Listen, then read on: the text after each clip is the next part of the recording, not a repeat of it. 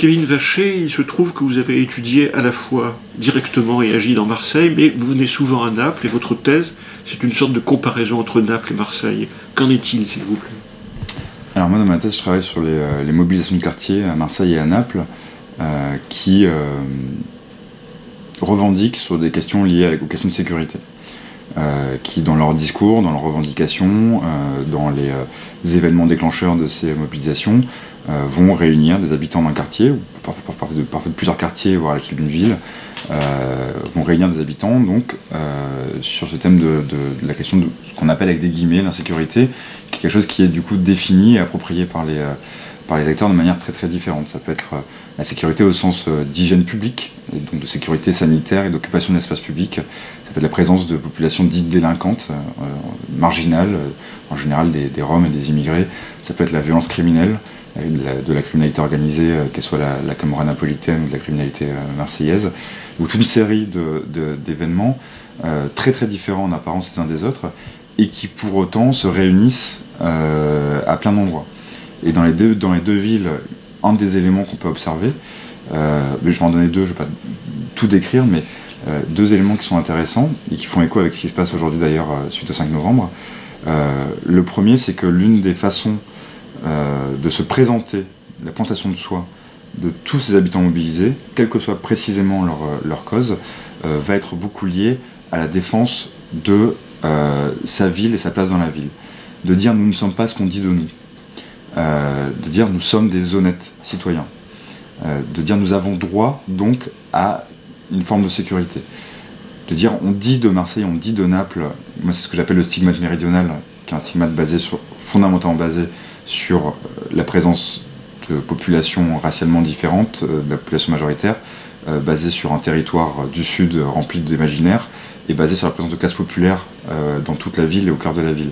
Ça fonde un stigmate méridional. Et les gens se mobilisent, en grande partie, se présentent pour dire nous ne sommes pas ces gens violents que vous dites que nous sommes.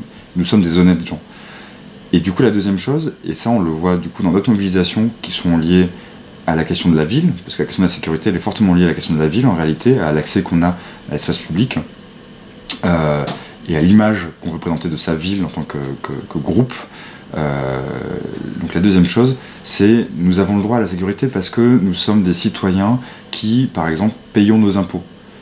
Donc nous avons le droit d'avoir un retour de la part de l'État local ou central, pour nous protéger. Et quand on regarde la mobilisation du 5 novembre, qui est une mobilisation, post-5 novembre, qui est une mobilisation de quartier, on retrouve à certains endroits ces discours-là. Nous avons le droit d'être protégés parce que nous sommes honnêtes.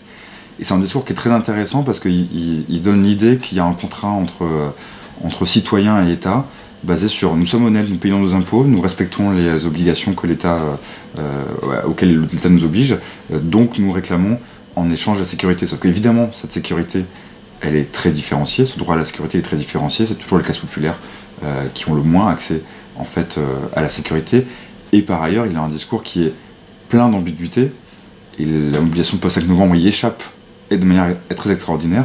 D'autres que j'ai étudiés ont pu y échapper aussi, mais c'est toujours un travail de longue haleine. Le grand danger, c'est toujours de dire, si nous sommes des honnêtes citoyens, qui ne l'est pas, donc qui n'aurait pas le droit à la sécurité.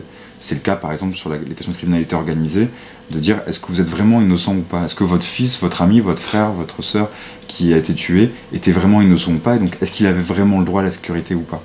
Et ce qui est intéressant dans le post-5 novembre, c'est que dans les 8 victimes, on a des personnes qui sont des figures incarnées de qui a droit à la sécurité et à l'émotion. Simona, par exemple, une jeune étudiante italienne, mais on a aussi un vendeur de cigarettes de contrebande.